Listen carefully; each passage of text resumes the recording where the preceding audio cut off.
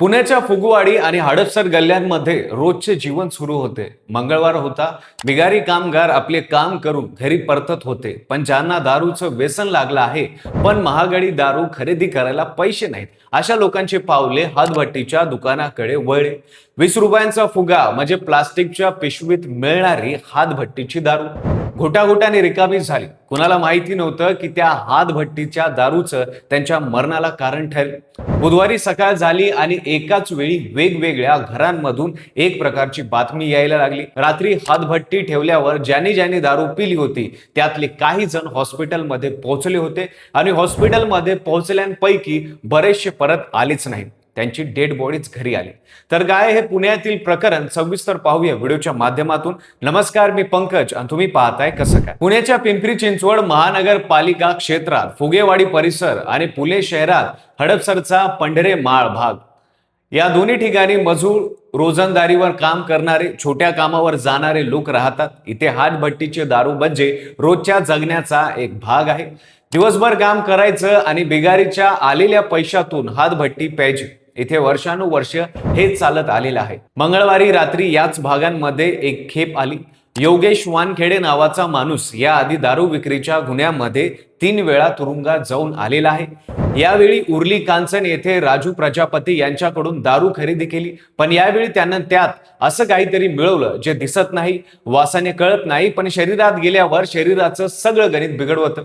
हातभट्टीची दारू आणि देशी दारू म्हणजे एकच नाही। देशी दारू उसाची मळी, पाणी, ईस्ट टाकून फर्मेंटेशन केलं जातं, कारखान्यात प्रक्रिया होते, अशुद्ध अल्कोहोल वेगळं केलं जातं, मग बाटलीमध्ये बंद होतं।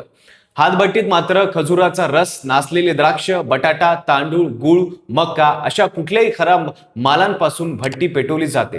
कुठल्या तरी अंधाऱ्या कोपऱ्यात गंजलेल्या ड्रम मध्ये बेकायदेशीर रीतीने ही हातभट्टी बनते, यावर कुणाचं नियंत्रण नसतं। यावेळी दारूचं प्रमाण वाढण्यासाठी, जास्त नशा आणण्यासाठी आणि स्वस्तात माल विकण्यासाठी योगेश वानखेडे या दारूत मिथेनॉल मिसळलं। मिथेनॉल हे औद्योगिक रसायन आहे, पेंट पॉलिश क्लीनर यांच्यात ते वापरतात। सोप्या भाषेत सांगायचं तर इथेनॉल म्हणजे पिण्यायोग्य अल्कोहोल, मिथेनॉल म्हणजे विष।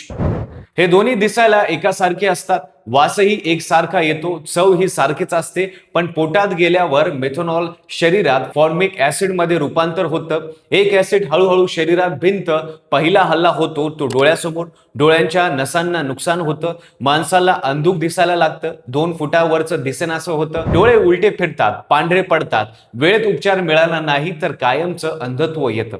त्यानंतर नर्वस सिस्टम कमकुवत होते, एक अवयव बधीर व्हायला लागतात, किडन्या फेल होतात, मेंदूचा रक्त पुरवठा कमी होतो, फिट येते आणि मग मृत्यू होतो। फुगेवाडी आणि हडपसर मध्ये बुधवारी पहाटेपासून हे सगळं एकाच वेळी अनेक घरांमध्ये घडत होतं। यात हातभट्टीचे बाबा शेख हे पहिले बळी ठरले। मंगळवारी रात्री दारू प्यायलेल्या बाबा शेख यांचा बुधवारी सकाळी मृत्यू झाला। त्यानंतर एका मागोमाग दत्त सूर्यवंशी, अशोक चव्हाण, राहुल क्षीरसागर, विजय शर्मा, अरुण दाडर हे सगळे एकाच परिसरातले लोक, एकाच रात्री हातभट्टी पिलेले, एकाच कारणाने मरण पावलेले। या प्रकरणात ज्यांचा जीव गेला त्यांच्या 2 सखे भाऊ होते। एक 70 वर्षाचा म्हातारा होता, एक 20 वर्षाचा तरुण होता। हातावर पोट असलेले घरचे करते पुरुष होते। योगेश वानखेडेने अधिक पैशाच्या लोभाने मिथेनॉल मिसळलं, कारण त्याच्या हातभट्टीचे प्रमाण दुप्पट होणार होतं, त्याचा नफा दुप्पट होणार होता। 10-20 रुपयाच्या फायद्यासाठी त्याने मिथेनॉल दारूत ओतलं आणि माहीत नसणाऱ्या माणसांनी ते विश्वासाने पिऊन टाकलं।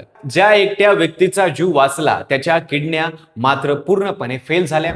त्याला आता कायम डायलिसिसवर राहावं लागणार आहे आणि ज्या 2 सख्या भावांचा मृत्यू झाला त्यांच्या वडिलाची ही दृष्टी गेली आहे। वर्षानुवर्ष हीच दारू पिणाऱ्यांना कधी असा त्रास नव्हता झाला, पण यावेळी दारूत मिथेनॉलचं प्रमाण खूप जास्त होतं। मिथेनॉल थेट आणि मोठ्या प्रमाणात मिसळलेलं होतं। पोलिसांनी तातडीने हालचाल केली। फुगेवाडीतील दारूचा गुत्ता चालवणाऱ्या कर्नल सिंग विरखा आणि त्याचा मुलगा गुरमीत सिंग विरखा या बाप-लेकांना अटक केली। हडपसर आणि काळे पळत भागातल्या आकाश जाधव आणि अशोक हांडे यांना अटक झाली। खडकीचा कल्पेश अग्रवाल आणि वराडवाडीचा अरिहंत धोत्रे यांनाही ताब्यात घेण्यात आलं। पुरवठा दरम्यान राजू प्रजापती आणि मुख्य आरोपी योगेश वानखेडे असे एकूण 8 आरोपी पोलिसांच्या ताब्यात आहेत। मुख्यमंत्री देवेंद्र फडणवीस यांनी या प्रकरणाला अत्यंत गंभीर असं म्हणून संपूर्ण इकोसिस्टम ओळखण्याचं सांगितलं।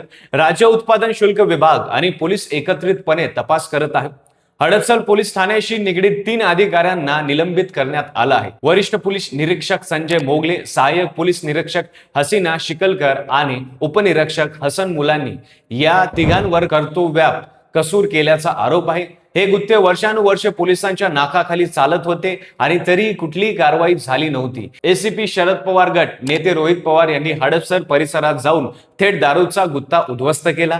हे प्रकरण आता राजकीय वळण घेऊ लागलं आहे. एक प्रश्न उरतो, या फुगेवाडीत आणि हडपसर मध्ये हे गुत्ते वर्षानुवर्षे चालत होते, त्यांना माल पुरवला जात होता, त्यांच्यावर कुणाची नजर नव्हती का? 3 गुन्हे असलेले योगेश वानखेडे परत सुटत होता, परत दारू विकत होता. हे सगळं होत होतं तेव्हा पोलीस यंत्रणा कुठे होती? मृत्यूनंतर अटका होतात, निलंबन होतात, राजकीय दौरे होतात, पण मरण पावलेले परत येत नाही. तुम्हाला काय वाटतं? पोलिसांनी वेळीच कारवाई केली असती तर या लोकांचे जीव वाचले असते का? तुमचे मत कमेंटमध्ये नक्की सांगा.